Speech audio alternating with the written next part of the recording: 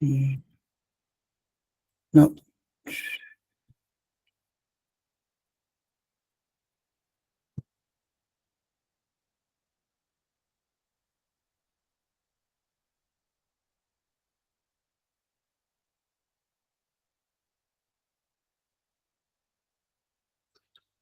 All right.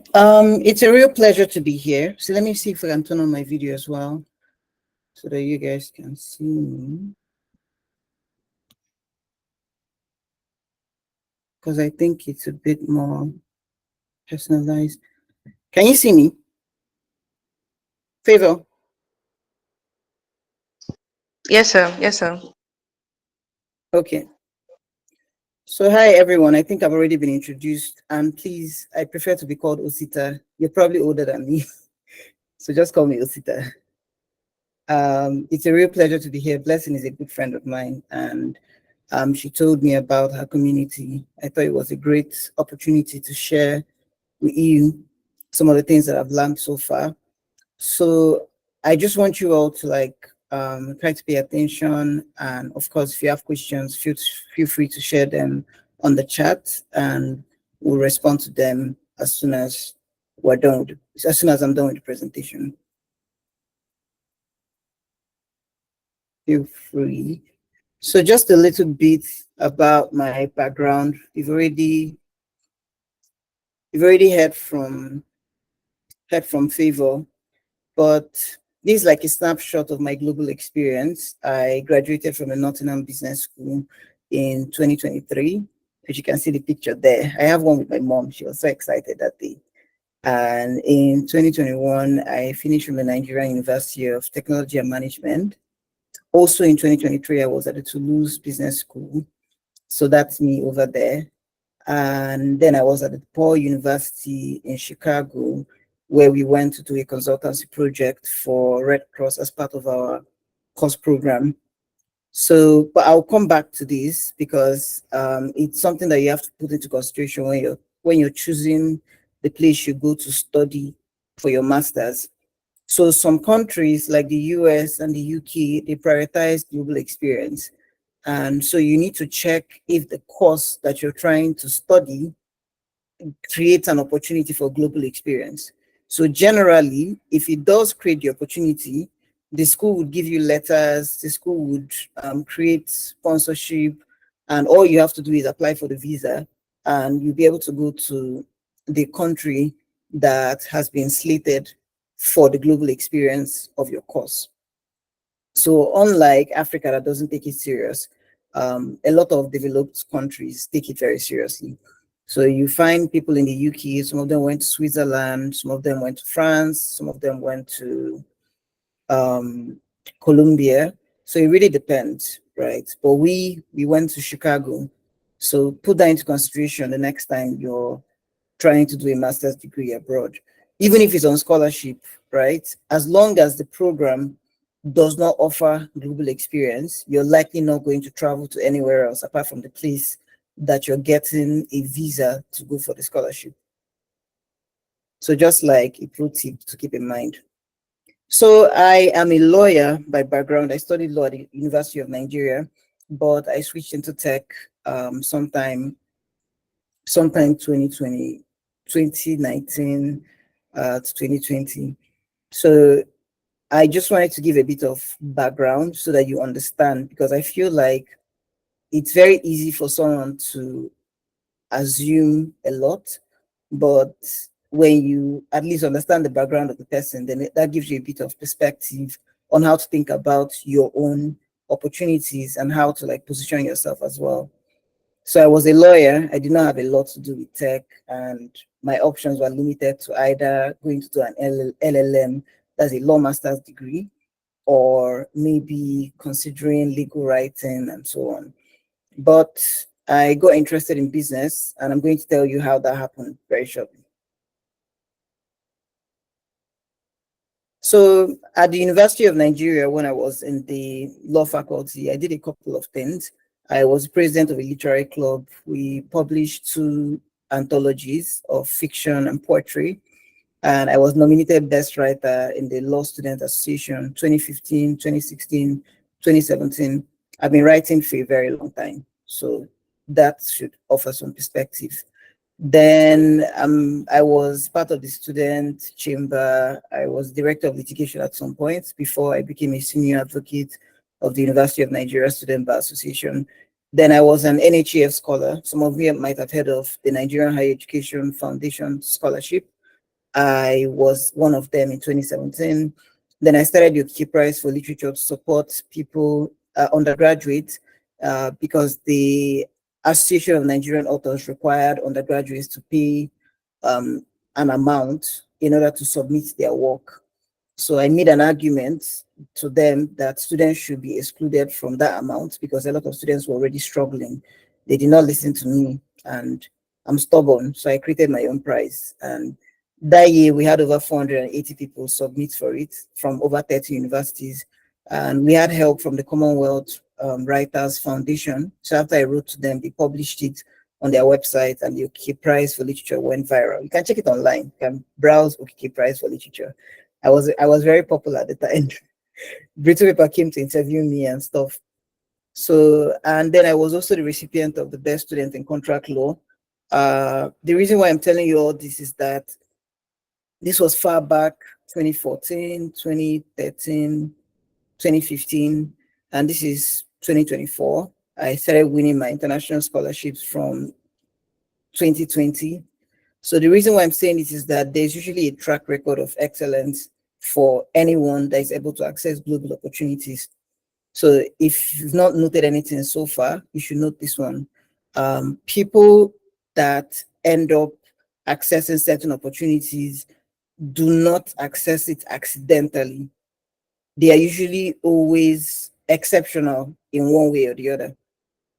Funny thing is that I did not consider myself exceptional at the time. I was simply just trying to solve a problem, right? But people found it very exciting that an undergraduate could try to create a national literary prize and so on. That was even the reason why I got selected for the Nigerian Higher Education Foundation scholarship. So, point is that you should always try to do what you believe is right. And sometimes in the process of trying to do that, you might end up getting some people interested. But don't do it because you want people to be interested. Do it because you think it's the right thing to do. The intention matters. It matters a lot. So after the UNN, I went for NYSC. I'm not sure if you guys can see me in the picture. But yeah, I was trying to create libraries. I'm not sure you can see. Your screen is not being shared anymore. I don't know why. Okay, I just saw it now. Yeah, so I'm the one on the NYSC khaki uniform smiling next to the boy wearing my NYSC cap. I was there between 2018 2019, shortly after I graduated, and I was trying to build libraries to support the secondary school people there because I realized that they didn't have access to a lot of reading materials and they were struggling with written and spoken English as well as basic arithmetics. And so I started trying to figure out how to solve this problem. I got some other people involved, some other NYSC members that were also in Jigawa because I did my NYSC in Jigawa. Then we started the Jigawa Library Project. We ended up building 8 libraries and reading communities across 3 different local governments before we passed out in 2019. So we got the Jigawa State NYSC award because of the work we did. We were on the television, they were talking about some NYSC core members, build libraries, support students and so on. I still have the video somewhere. But after I did that, I started speaking to other NYC members, like close to the end of it. We're trying to figure out like how they were thinking about post NYC. And I realized a lot of them did not have like access to um, enough information on how they could go about applying for jobs, applying for internships, applying for different opportunities. And that was actually how I started Flourish Consults as a writing company to support people with career consulting and writing services that were targeted at accessing opportunities. So I started Flourish Consult in 2018, towards the end of 2018, beginning of 2019. And I've been doing Flourish Consult ever since then. But Flourish Consult, the concept of trying to help people access opportunities sort of evolved. And that was actually how I eventually got into tech. So just in a second, I will show you a bit more context. So in 2020, by the ending of 2019, I had realized that to help people to access opportunities, I have to be able to figure out how to scale what I was doing at Flourish Consult to scale, to scale it up so that I can impact more people. We had reviewed over 500 CVs, supported over 200 people to get jobs and internships. Like it was a lot of work at the time. But now I have more efficient ways of doing things. But back then it was very manual. Like the process was literally very, very manual. And I was doing some kind of survey to ask people why are they not able to access opportunities. And they said that the biggest challenge for them was the information, that they didn't think they had the right information to access opportunities. And this was very like insightful for me. It was like a utopia moment. So why don't I build something that could help them, like a comprehensive database for different type of opportunities?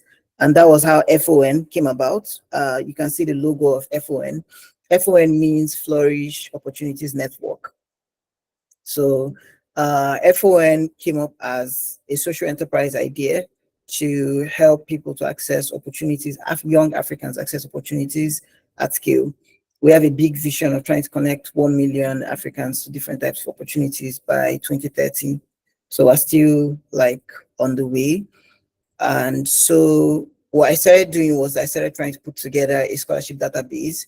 And by the time the Nigerian University of Technology and Management Scholars Program came up, I had compiled at least 2,000 scholarships, taking inspiration from Opportunity Desk, Opportunity for Africans, After School Africa, and a couple of them, right? So I was trying to like build something better.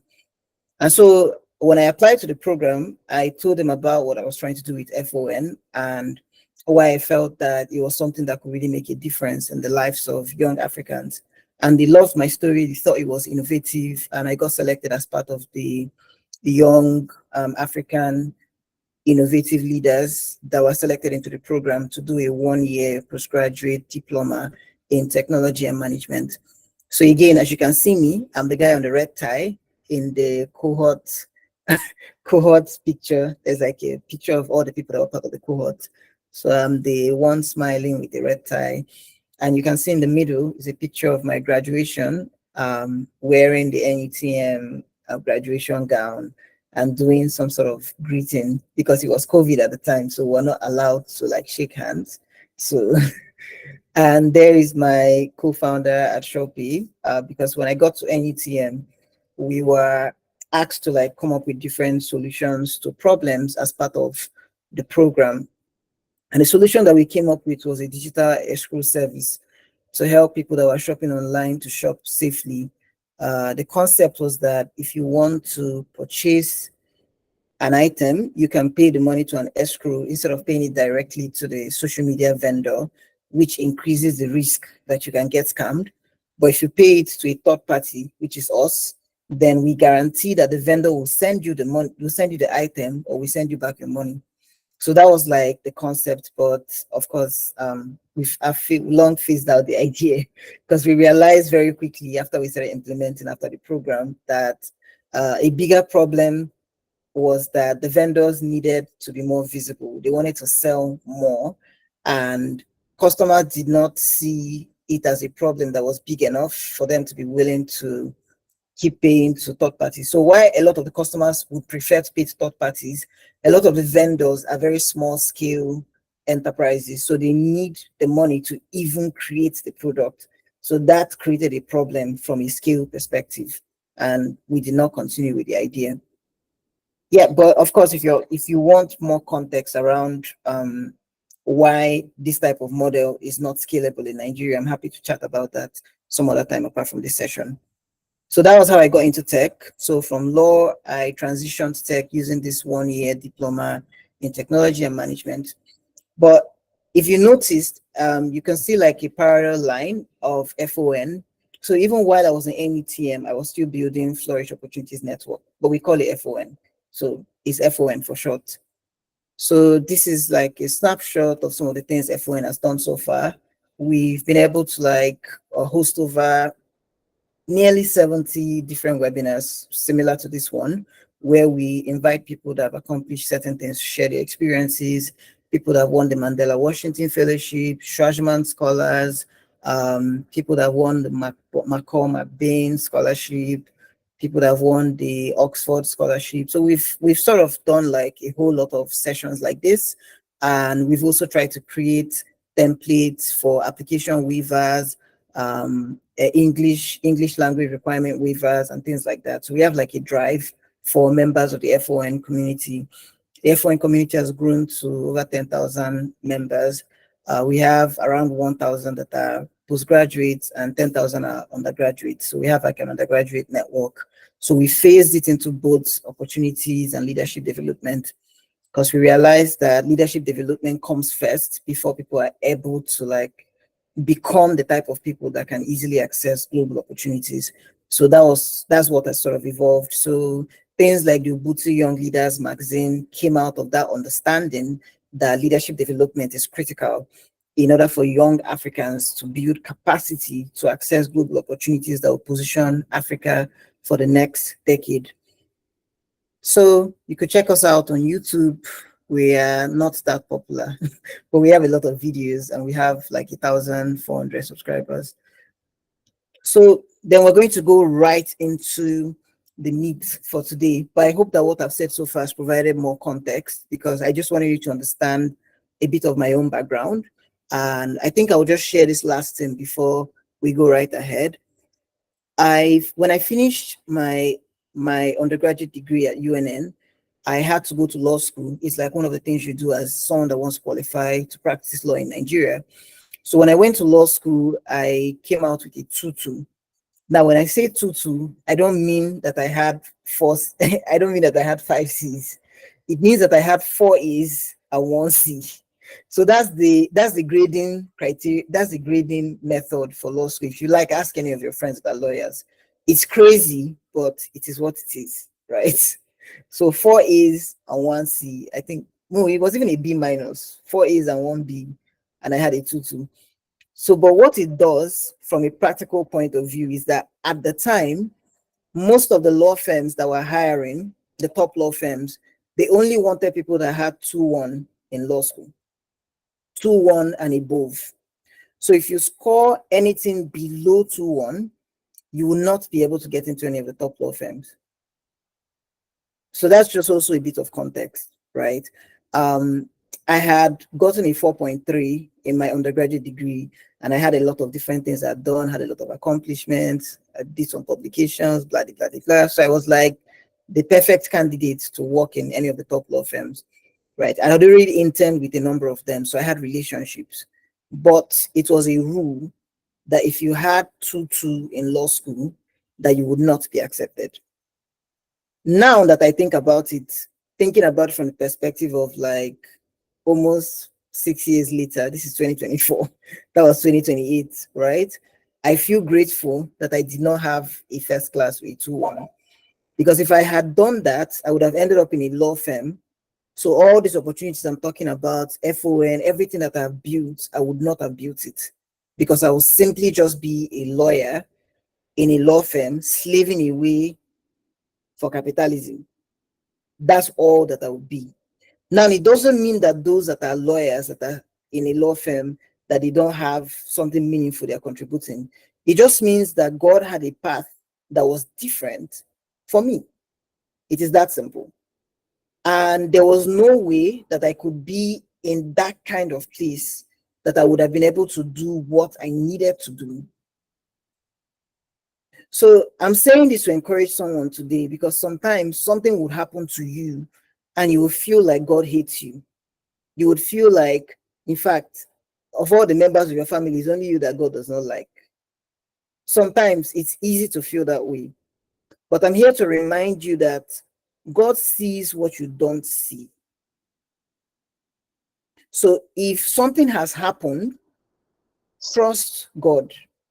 Trust that He knows best, even if it doesn't look like that. It was very frustrating coming back from NYSC to Lagos, try to apply to a law firm and get rejected by all of them. In fact, even the mid firms, I applied to over 40. Not even one called me for interview. Not even one. Now, the reason why I'm saying this is that you would wonder, like, not even one. So it was almost like I was the most terrible candidate that I wouldn't even be given the opportunity to be interviewed. Like, I was just, anytime they see the CV, they just not bother reaching back. But now I think about it, God was blocking it because He needed me to focus on what I was doing.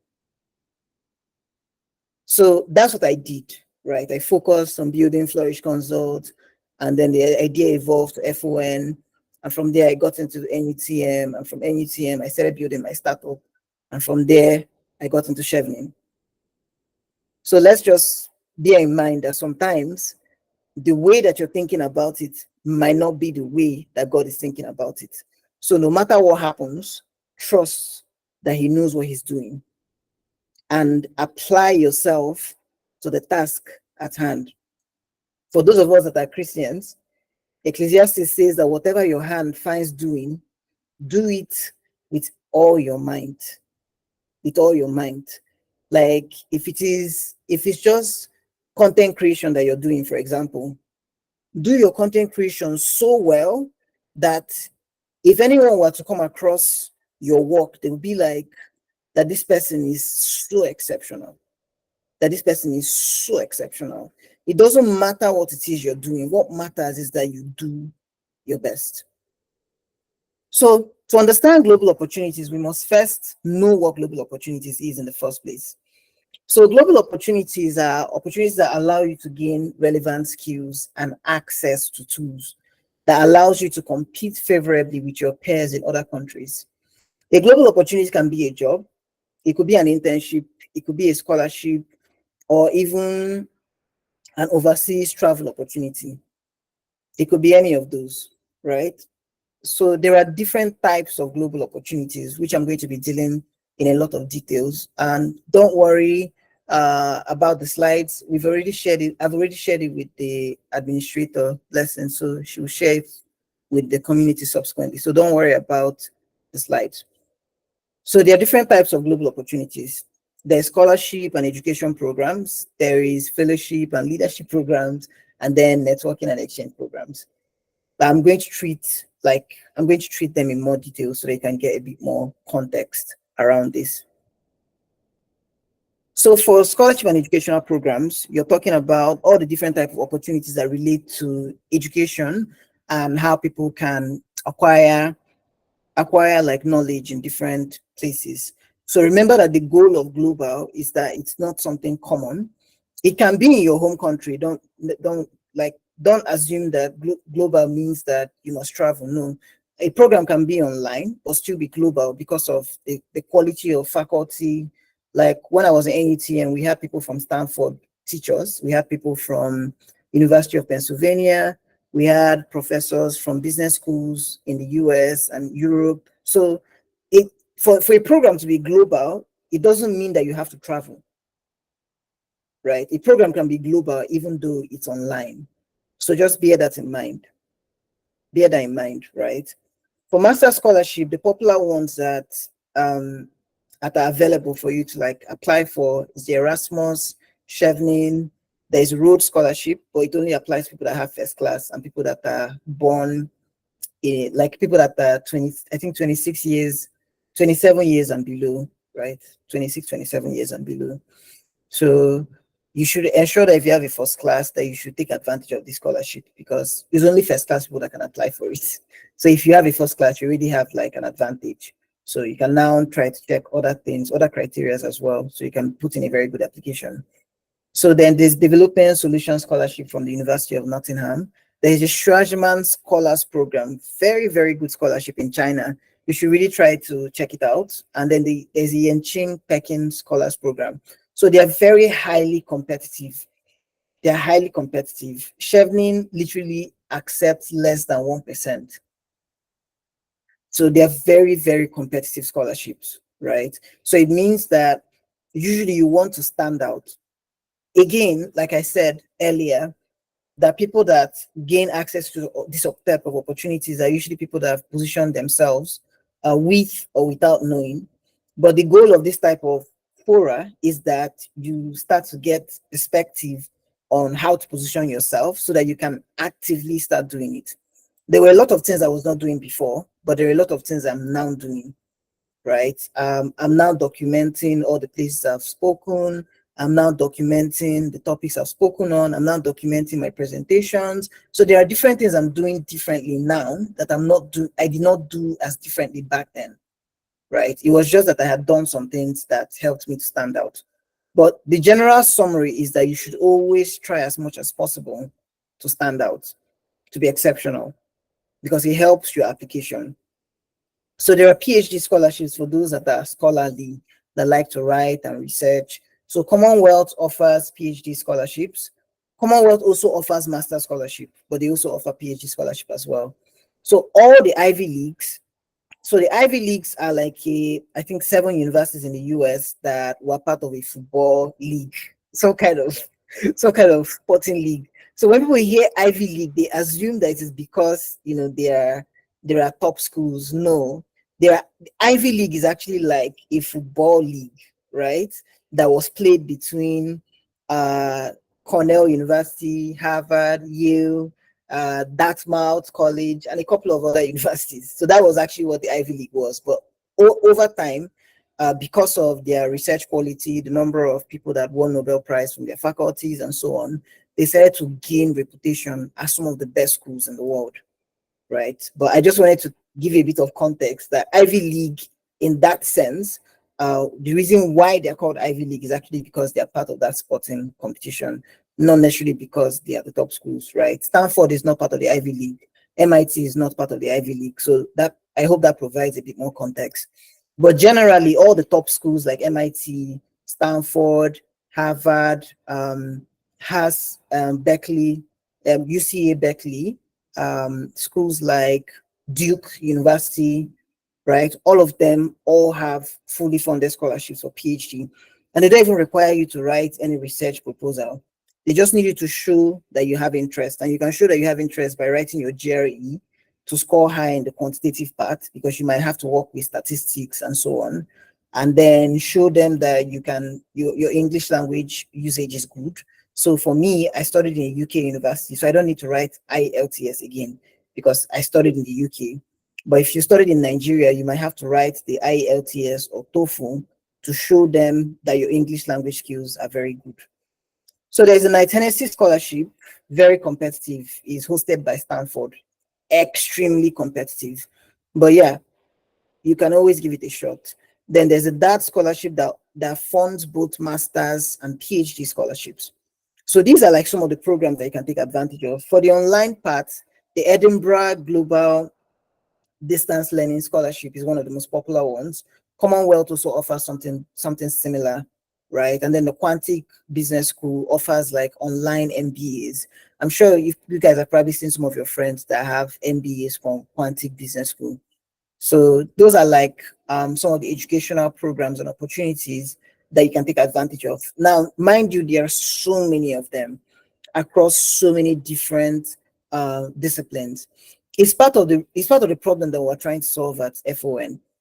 We've compiled a database of around 15,000 scholarships, but we're trying to like figure out the most intuitive way to host it so that accessing the information is very easy. So we had a website sometime beginning of this year, but we took it down to reassess the model.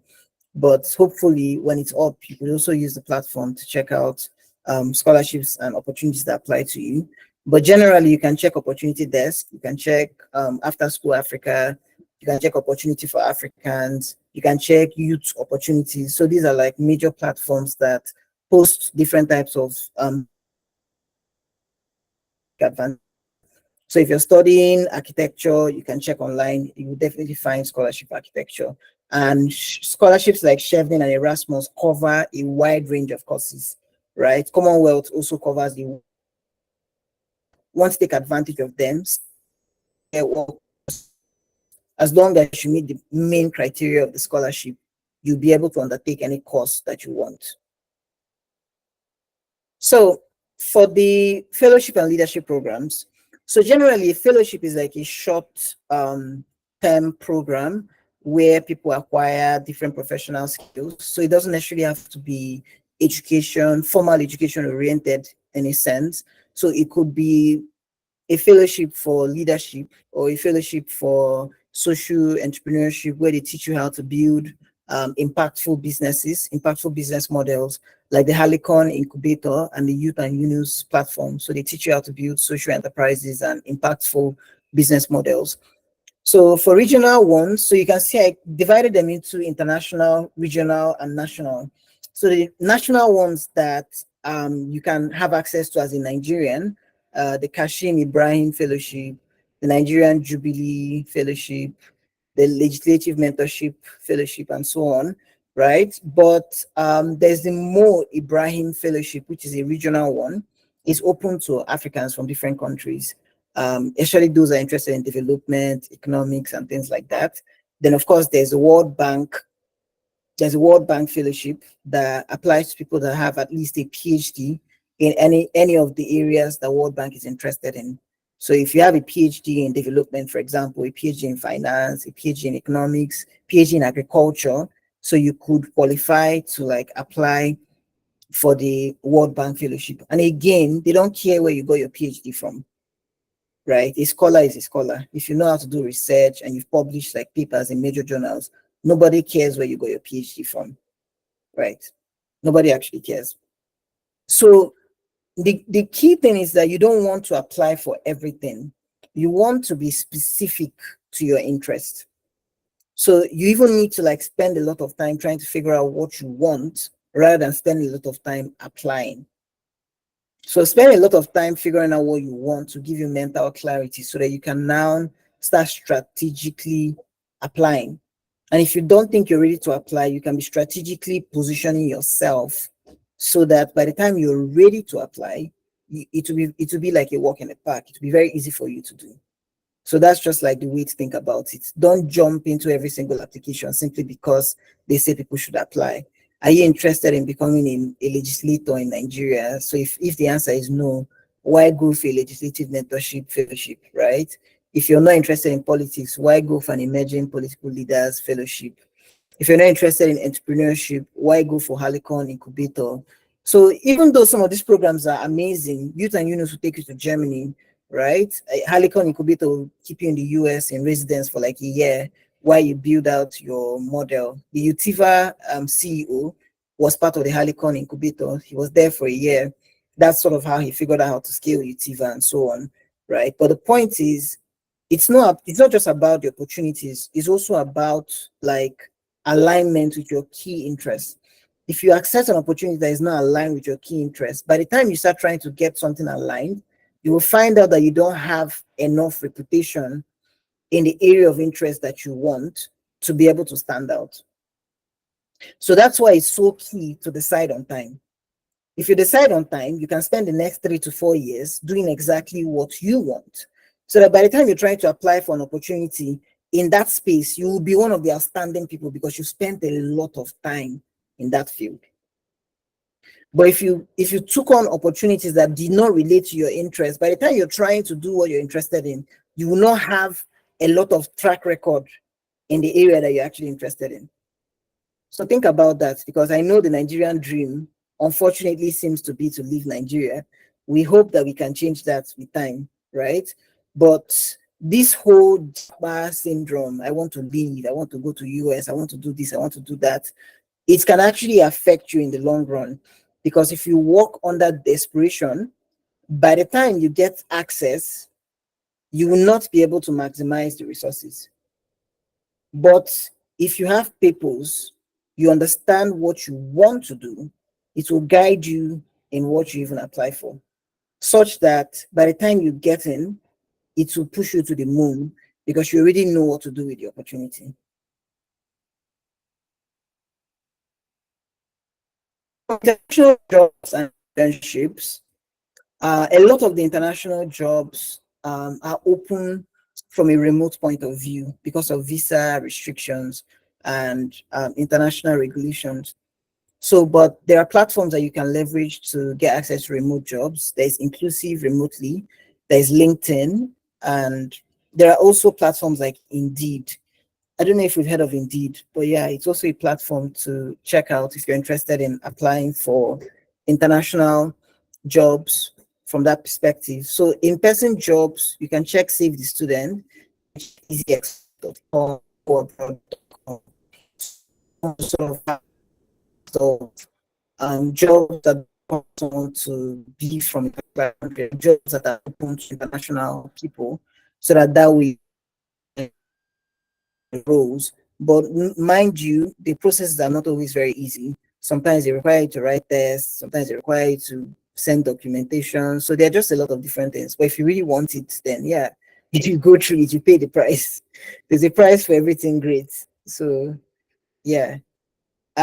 Just a bit of just to digress a bit, there is a story in the Bible. I'm a Christian, so I make a lot of references from the Bible. So there's a story in the Bible where a king was currently under siege. The Israelites were fighting them.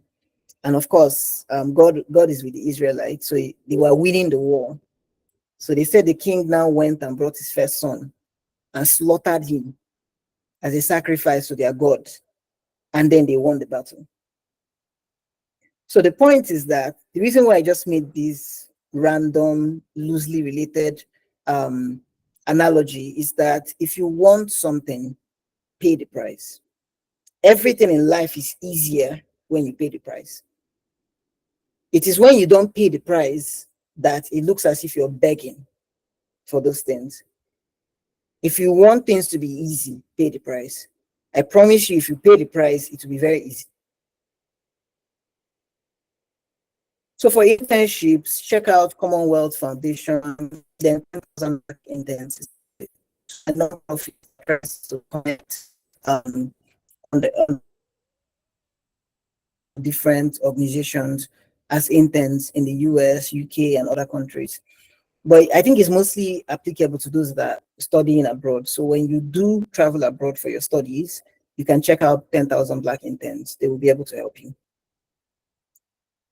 So some of the keys to accessing global opportunities, I've already made some references. The first thing is to reflect.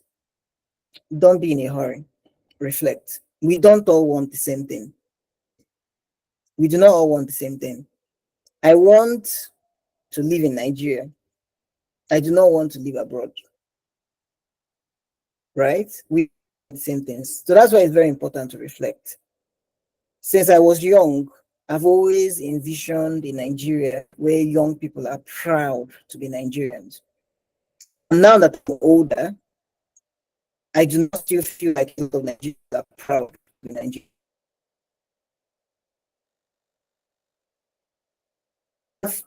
I have my own contribution to make to create the new Nigeria that people keep talking about. In Nigeria, where young people have integrity, where people are working together to create solutions that solve our problems. So that means that no matter where I go, whether I'm going for PhD, whether I'm going for this, I would always come back because I do not want to abroad. I do not want to live at a messy. I want my country to become developed. So again, that's why I said that all of us are different. All of us are different. So some people feel that their life will be better off if they travel to a developed country. People like me believe that it is my responsibility to contribute to making my country like that so that people can travel and come here. So everybody is different. So your vision should influence the you make. So that's why you should spend a lot of time thinking about what you actually want. Now, going abroad or going to work abroad is not a bad thing, it's a good thing. because it brings in international remittance, like it brings in foreign remittance to the country. It's actually, but the point is that some people will do this, and some people will have to coordinate leadership. Some people, so we all have like different functions, if that makes sense. And oftentimes we have a very strong affinity, like we have a very strong relationship with those things, such that it is a very easy decision to make. So for you, ask yourself today, that thing that you've always known that you're supposed to do, are you working in alignment with that thing, or are you working against it? Because I'm here to tell you that no matter where you are, no matter how many cars you have, no matter how many houses you have, if you are not working in alignment with that purpose, you will not be happy. I'm not telling you this because I'm a prophet of doom. I'm telling you because it's a human condition. Some people think that, oh, I want to be with that girl, she's the love of my life. And then they eventually start dating the person, and then they're not happy. Because what was lacking in them was never the person. It was never really about being with someone else. It was always something lacking in themselves that they were hoping to find in someone else. So you may be having visions, and you may be having like strong affinity to certain things that you're meant to do in Africa, but you feel like, I don't feel like things are going well, cost of fuel, blah, blah, blah, salary is not increasing, and you just want to leave.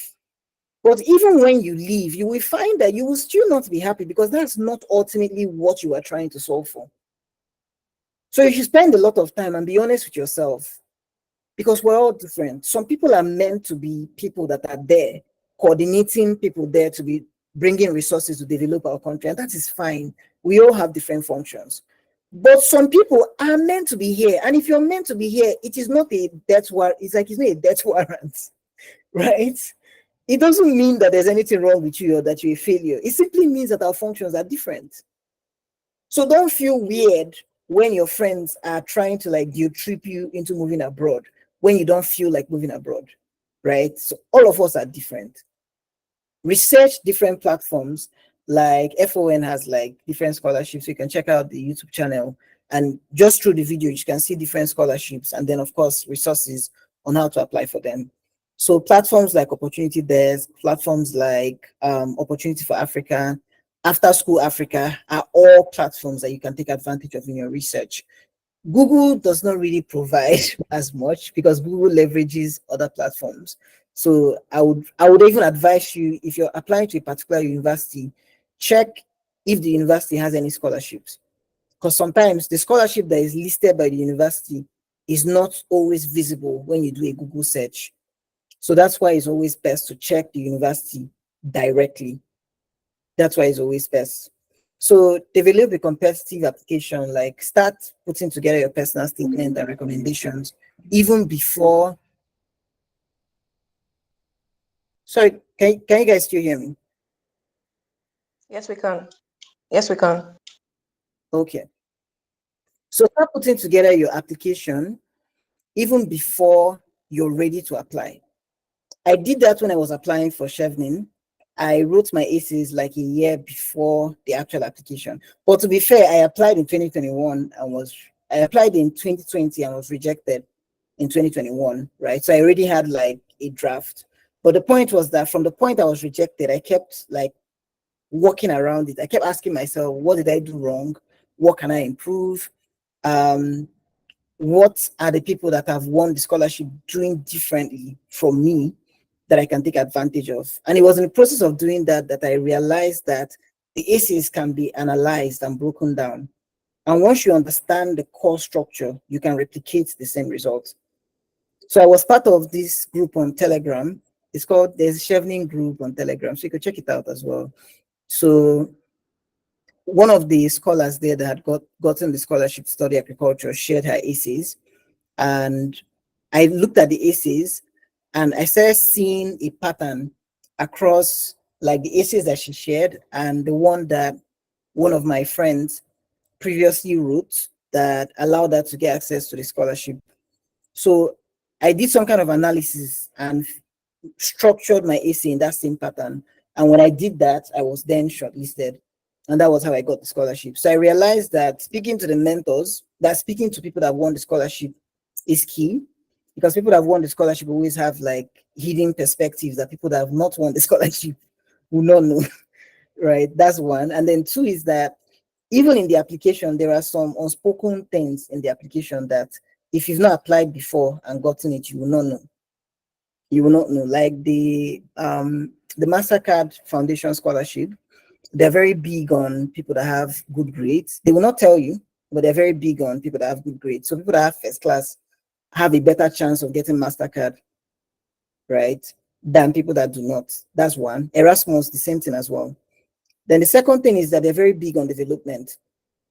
So if your own leadership does not fall within development, or you're able to like make an argument for impact, it's very difficult to get into the MasterCard. So again, the point is that unless you've seen the essays of people that have gotten in, and you've had conversations to understand how they were thinking about it, how they performed during their interviews, you'll not really understand what is the underlying reason why some people are selected and others are not. Which is why watching videos of YouTube channels like F1 is so important, because we invite people that won the scholarship to share their experience. And most of them that I've invited, I know them personally. They're my friends. So they actually share like key details and tips so that people that are applying for the first time can take advantage of it. So that's just something to like keep in mind. So stay organized, follow the application guidelines, and apply very early. Apply early, don't apply late. Apply early because it's possible that they are doing several application rounds. So you want to apply in the first round so that you'll be considered for that round. It does not mean that if you apply late that you will not be considered, but it just means that it's possible that the people that are reading will not be tired by the time they see your own essay. So if your essays are written very well, it will favor you. But if you apply late and the person that is reading your essay is already tired, it will work against you if your essay is not as good. So that's just something to keep in mind. We're all human beings. If I've reviewed 50 essays, my level of excitement would have reduced significantly. I am more likely to reject someone on the 60th essay than I am on the third or the 10th essay. I don't know if that makes sense, but I hope that helps. So leverage the power of networks, attend informative webinars like this one, join online communities focused on global opportunities like Navigate with Blessing, then connect with past beneficiaries, which I was just saying earlier. Ensure that you speak to different people. Like, don't take just the perspective of one person because our stories are different. I applied from the perspective of an entrepreneur that was building something impactful with Flourish Opportunities Network. But someone else could apply as a healthcare practitioner that is doing impactful work. Maybe they're doing mental health initiatives. Maybe they are supporting villages and local and small communities with primary health care. So their perspective is different from my perspective. So it depends on what perspective you're looking at. If you are a healthcare professional, it's best to speak to a healthcare professional that's won the scholarship, if that makes any sense, depending on what you're trying to apply for. So if you're trying to apply for a health program, maybe a master's in public health, for example, it's better you speak to someone that has a master's in public health that won the scholarship than to speak to someone that is doing that did a master's in innovation management that won the same scholarship. While the person can give you some perspectives, they will not be able to really relate to your situation because they are not in the same line with you. I hope that helps. So the tools and resources that you can leverage, there's F1 YouTube channel, there's LinkedIn. Like I said earlier, YouTube is very good for scholarship guide and scholarship research because you can find videos all over the world posted by different people that won different scholarships. So YouTube is like a gold mine. And Chat GPT. I know that some of you are wondering why I put Chat GPT, but please let me finish before you crucify me.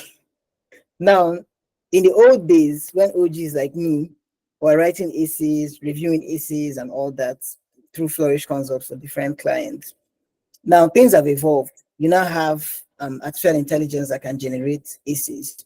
But this is a very big but.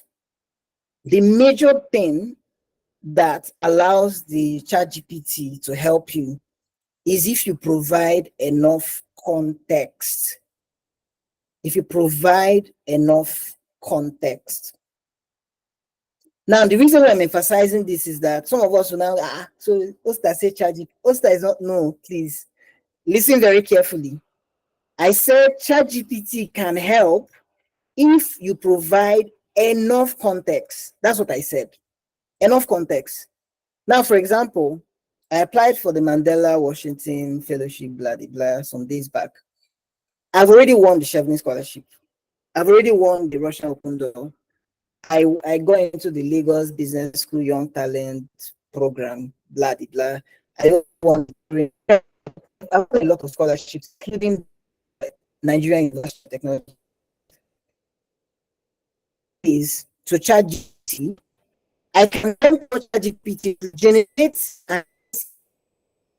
that answer question your application that reflects who I am, my interest in education, my interest.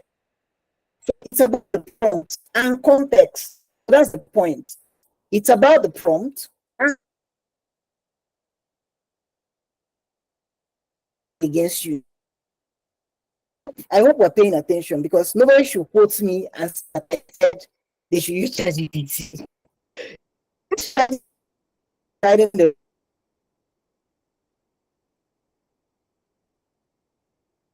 When you provide enough context, it will help you. And it's so easy to generate the essay if you provided enough context. It's so easy, like so easy. So again, it's helpful for someone like me that have been applying to different things for a long time. But if you're just starting, you can start small. You can start with your this thing, your what's it called? Your resume. That's your CV. You can start with your CV. You can start with your LinkedIn profile summary. You can start with some volunteering opportunities you've done. Like type it out. Provide a lot of details, as much detail as possible. The more detail you provide, the better the essay would be. The better the essay would be. So this is actually where the consultants come in. Consultants like Flourish Consult. So if you want to use ChatGPT, trying to structure the context that you provide is a job that someone like us can help you do. So that's just the point. But don't use ChatGPT without providing context. In fact, some universities now have a software that can check if a personal statement is generated with ChatGPT. So if that's the case, you will be in trouble. They will reject you without even explaining why they rejected you. Please, especially if you're applying to a top school, please, I beg you. I beg you. And if you've done it once, they will never trust you again. If you apply again, they will reject you again. So please don't do it. I beg you, do not do it. It's not going to work out for you. So still on some of the online resources you can take advantage of. FON created a scholarship guide for winning the Chevening scholarship. So you can check it out. I put it together, my own essays are there. I used that analysis I talked about earlier. So I sort of broke it down, each of the essays, the leadership essay, the networking essay, the career plan essay, and the justification of study essay. So I broke it down because I've read like 5-6 different Chevening essays before I applied successfully for my own. So I have a lot of context on structure, and then I have a lot of experience writing as well. So if you want to get it, you can when you get the slide from Blessing, you can check it out. So action point, start researching opportunities today. Don't wait, right? Don't feel like I'm undergraduate, I'm still doing my job, I'm still in my first year. Please don't wait, just apply. Like start researching, like figure out which one and just put it out there. So the reason why I say just apply, yes, reflection and all that is good, right? But rejection is one of the best teachers. So that's why I said that. So all this I've said will sound like super story until you apply and you wait for 3 months and they send a rejection, then your brain will reset and you'll start listening. So apply so that you will learn. Apply with the intention to learn, right? When it's just your first applications, apply with the intention to learn. If it works out, praise God. But if it's not working out, it's fine. Like it doesn't say anything about you, right? Remember that I began the story by saying that I had a 2-2 in law school, and then the 2-2 ended up being the reason why I got into tech and why I ended up getting Chevening and so on and so forth. I would not have built the library if I did not get a 2-2. I would not have built out Flourish Consult. I would not have built FON, and I'll probably not be here speaking to you. So that's just the point. Send it out, fail, and then learn from the experience so that you can start paying more attention. Because I'll be honest with you, you don't have any incentive to implement any of the things I'm saying. A lot of people don't have an incentive. The reason is because you've probably listened to a lot of different YouTube channels talk about all these things, but you're like, the information is there. Hell, I'll apply next year, or I'll apply some other time, right? But the only way to commit yourself is when you fail.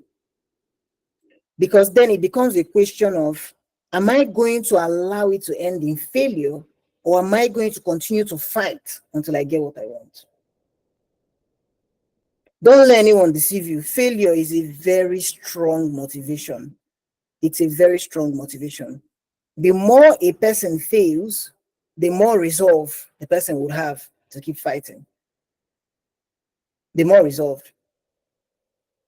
So that's just it. And again, it's a function of character, leadership and character.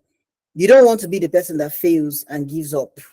I'm not doing again, right? Don't be that person, because there's nobody in this life that's ever created something great or remarkable that did not fail. There's nobody. Even if they tell you that they did not, go back and check their history very well. There's nobody, none. You can quote me on this one. There's none of them that did not fail. None.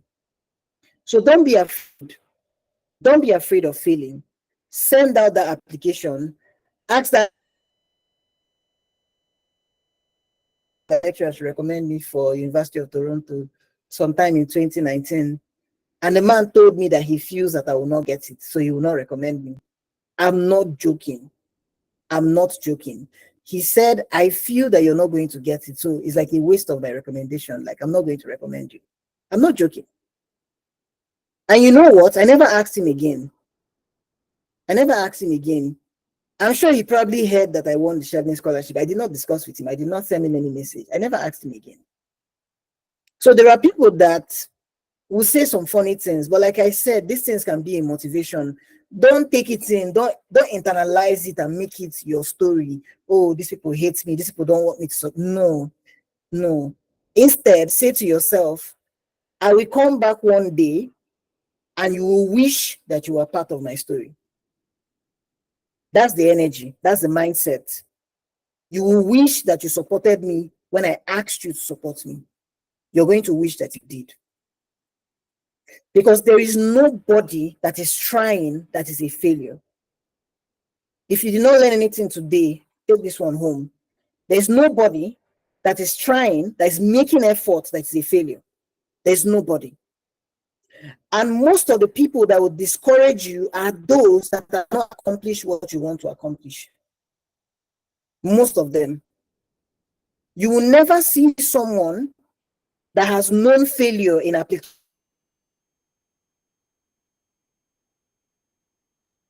Those that are always the ones that will say negative things.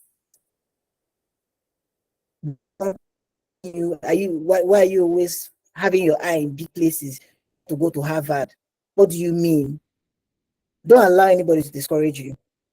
When you win, they will come and say, it's my daughter. Please don't listen to them. If you've made up your mind that you want to go to Stanford, please, by all means, apply. Don't let anybody stop you. Build strong, relevant network. Very, very critical. I have friends that are applying to Stanford, friends that are Schwarzman scholars, and different things. So what it just does is that when you're in a circle of very successful, hardworking people, you will look out of place if you're not also successful and hardworking. So that's one of the things. It puts you under pressure, and pressure can be good. I promise you. Pressure can be very good. There is none, I'm saying this with a sense of pride. There's none of my close circle friends that has not traveled outside Nigeria. None of them. So the network, the kind of people you associate with can determine how far you will go. Even before I went to Chevening, most of my friends had gone for PhD, had gone for this one. So it was only a matter of time. They kept telling me that I should not worry, that I should just keep doing what I'm doing, that, that it will come. I was telling them that I've been applying. They said I should not worry, that they too, they were applying to that it will work. And eventually it did, but I remember, it was after a while that I remember that they were telling me that I should not worry. It will eventually work out.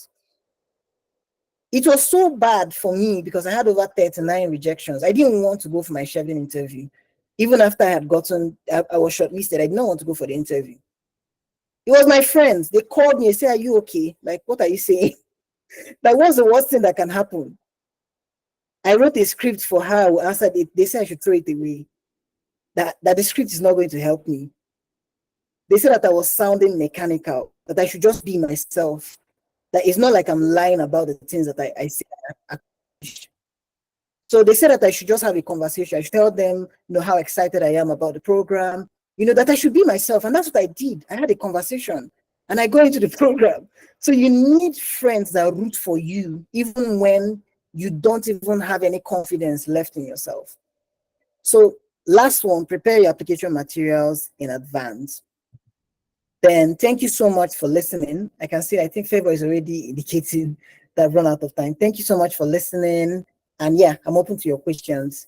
These are like some of my snapshots from different countries. This was in Chicago, this was in Toulouse Business School, and this was in London. As you can see, I was very happy when I was there. So yeah, this type of smile, you can also have it when you travel. Favor, over to you.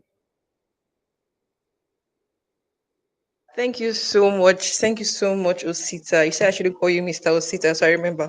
Thank you so much, Osita. Thank you for your time. Thank you for sharing so much with us. Your story.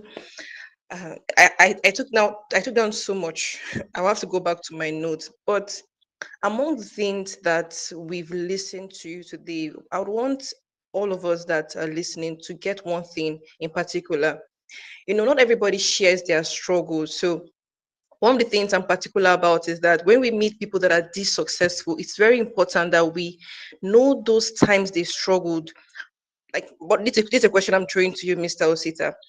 When you want to encourage someone that's just starting out, that wants to go into applying for scholarships, internship, global jobs, remote jobs, that are not in Nigeria, of course, what are the things you think they should avoid? Now, you've told us the things to do, how to go about it, but then if someone that's coming into this thing for the first time, what are the things that maybe a list of three, a list of two, maybe just one thing that you believe that they should avoid these particular things? One of the things I heard about applying for scholarships is that you must have a certain number of working hours. I think about 2,800 thereabouts. So, what are the things that they should be mindful of that would help them stand out? Thank you so much. Yeah. So I think you should start volunteering as early as possible. We may not all be lucky to create our own organization. I mean, I created my own, but you could work for someone else. There's the Lagos Food Bank. There are different NGOs and foundations all over the place trying to like make a difference. And Nigeria is full of problems. so it's not like we're looking for problems to solve. The problems are literally like everywhere. It could be small initiatives to big initiatives. What matters is that you identify a problem and that you try to do something about it. I would say start volunteering on time, even from when you're an undergraduate. Try to come up with innovative strategies to improve processes, even while at work, because leadership can both be in development and in business as well. So innovative processes could be how to figure out how to reduce your total cost of operation, total cost of logistics, change vendors so that you can save the company some money. So small changes like that in a big company can save like millions of naira, And the goal is that you want to always be able to show a track record of leadership. So I would say start on time. For scholarships like Chevening, they accept volunteering as part of the work experience. So even if you've not like worked in a very formal setting, if you volunteered for over the 2,800 hours, which is the equivalent of like 2 years, it will still qualify you to apply for most scholarships, to be fair, most scholarships. And remember that when you're volunteering and you're doing this type of things, it provides an opportunity for you to meet people that will become your recommenders. So also think about it like that. I've written recommendations for different people. I even wrote recommendation for one of my friends that worked with FON that is now a Chevening scholar, right? So I think that sometimes you need to be mindful about these things, mindful about the relationships that you're creating and the impression that you're making on the minds of the people that you work with, right? Because all it takes is one recommendation and it will make all the difference. You don't want someone to ever have anything bad to say about you. Even if they were to call them on phone, they're like, oh yeah, that lady, yeah, she's brilliant. She's here just transform that always want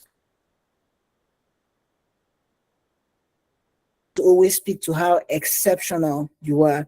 And it still boils back to the initial thing I said earlier about whatever your hand finds doing, do it very, very well.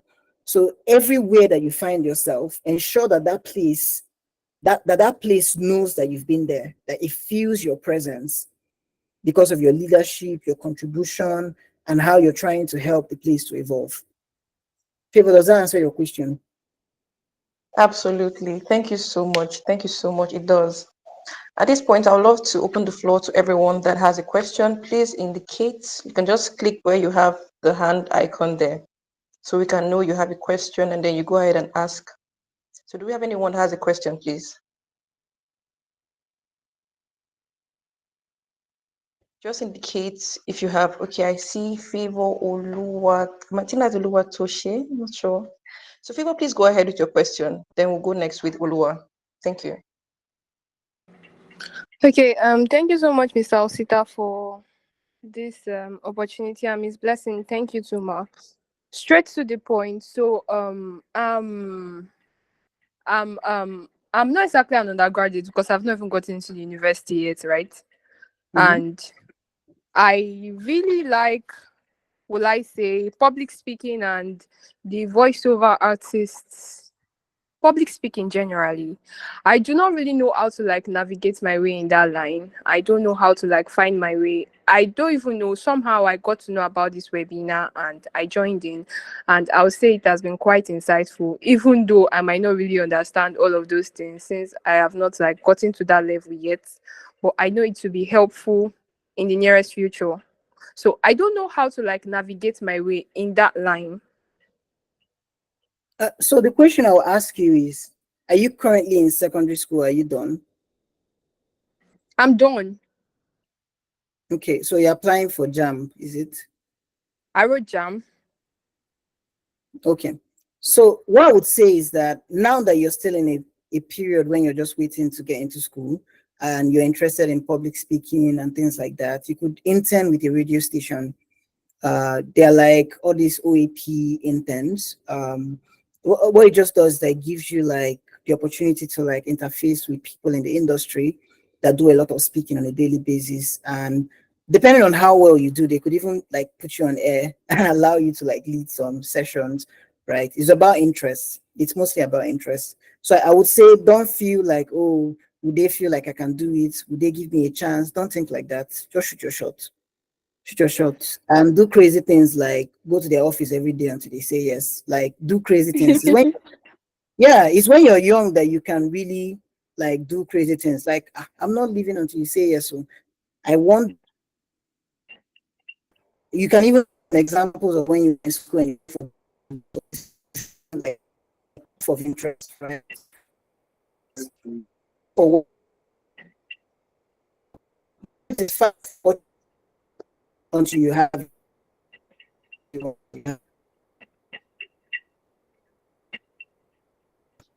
does that answer your question, Favor?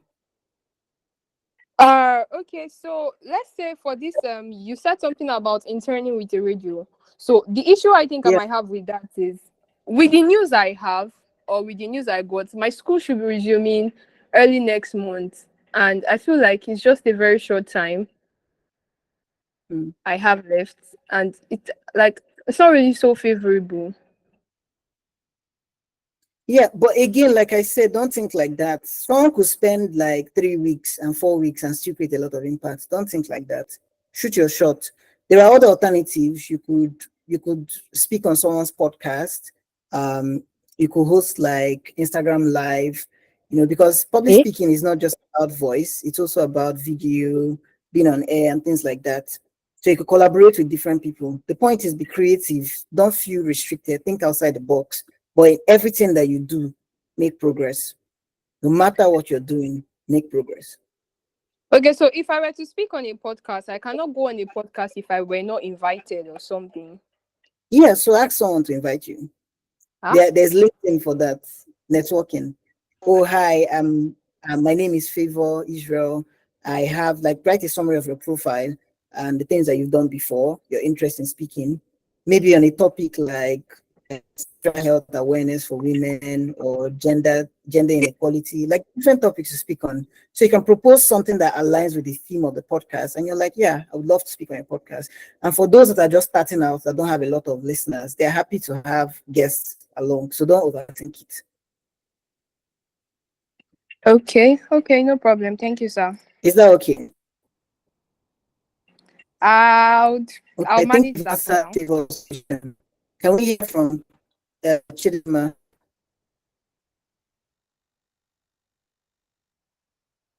Chidima, Okay. Good morning. I can talk, right? yes, yes, please go ahead. Okay. Good morning, sir. Thank you so much for today, and thank you to Miss Blessing.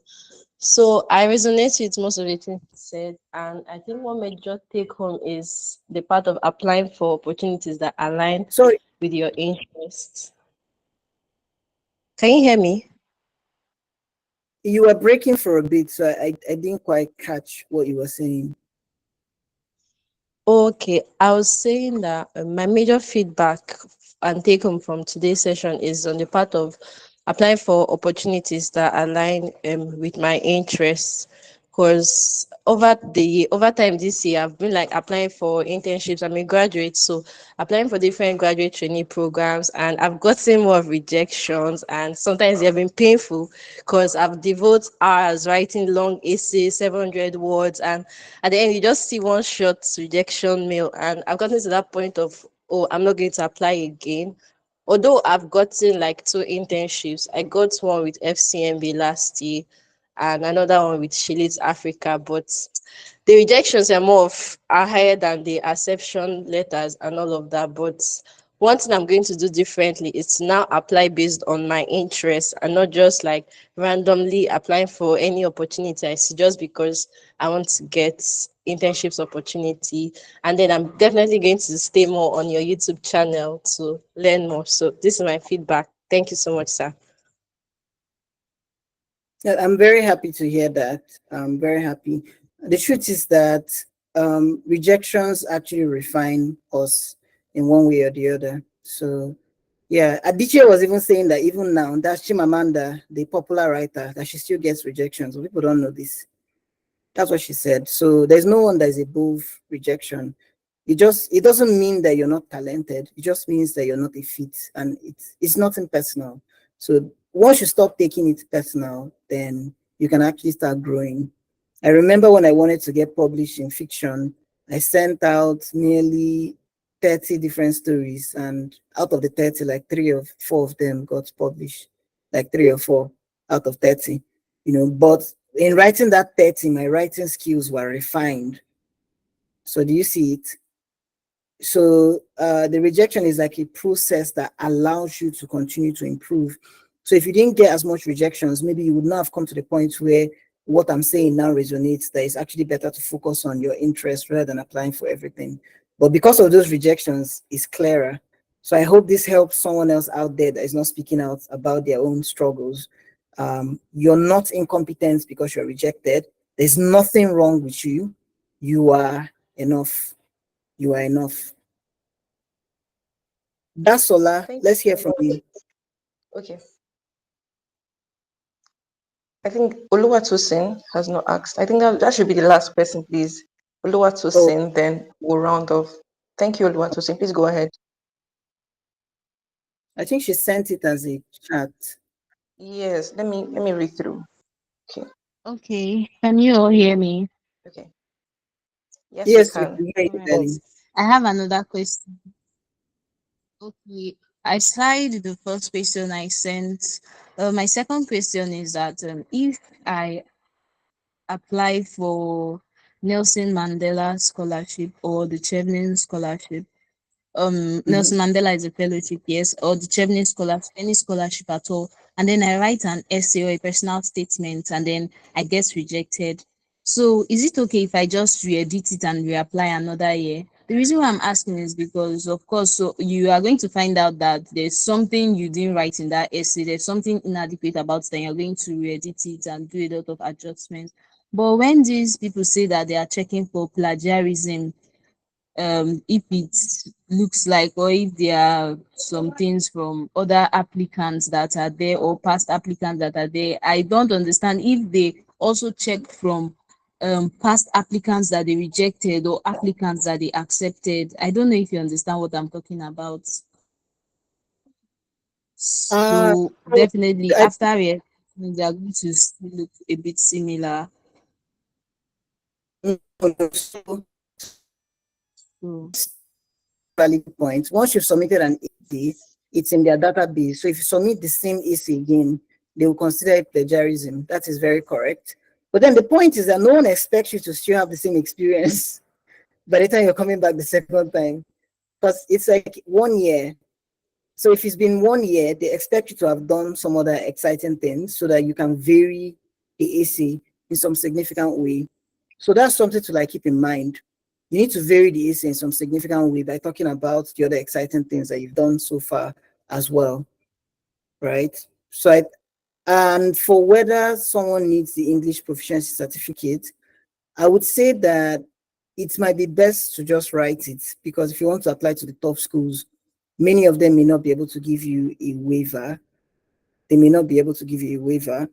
Sometimes the English proficiency letter can work depending on the school, but you have to apply.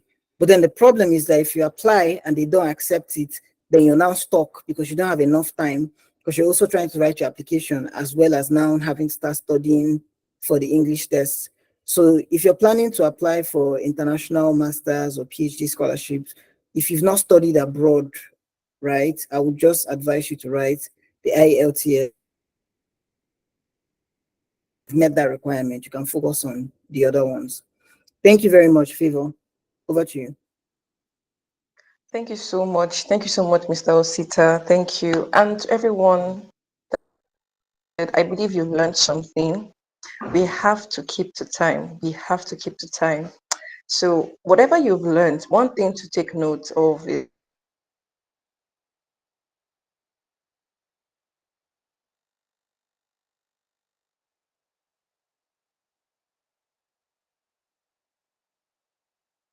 to implement. It's very important.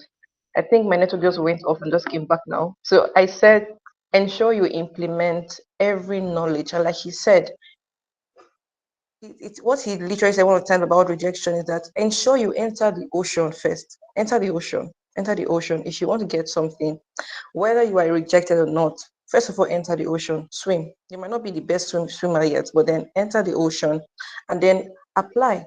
From whatever feedback you get, if you get or not, from there you can keep scaling. At this point, I want to thank Mr. Osita finally for taking his time to share as much as he has today with us.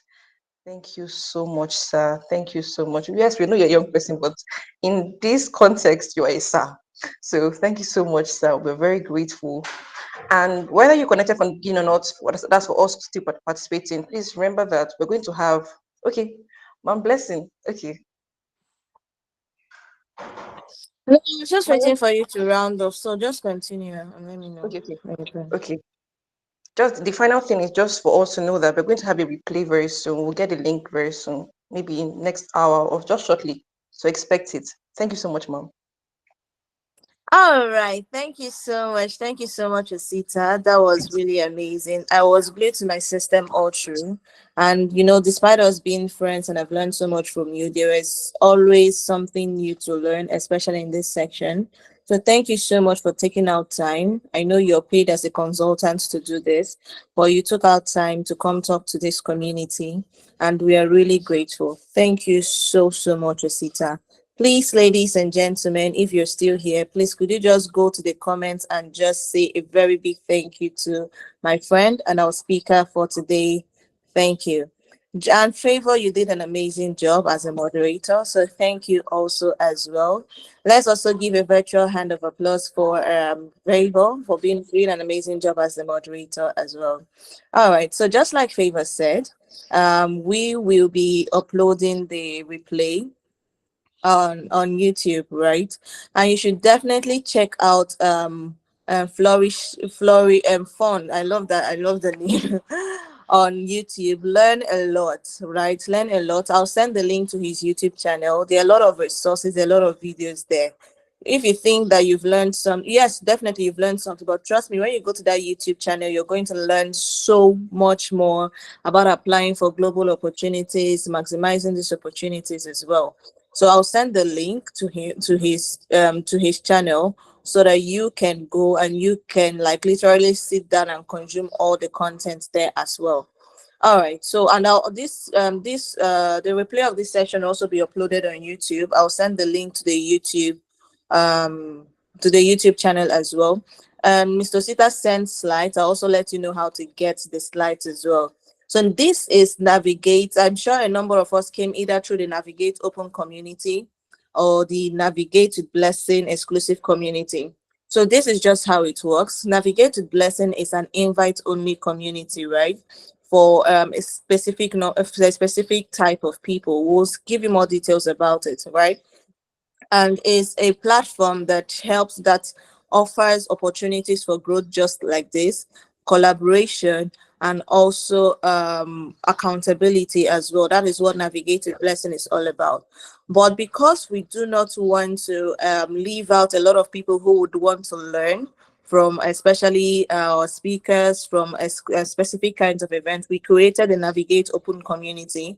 The Navigate Open community is accessible to everyone. It's accessible to everyone with just the link, with just the WhatsApp group chat link. That is where most of us are here from. We have about 300 members there. Now, from the Navigate Open community, which is accessible to everyone, we give access to specific events, just like this event we did, just like this webinar we had with Osita, and another one we had last month with Valoka for on public speaking, right? And that's because we didn't want to leave out every other person who would be interested.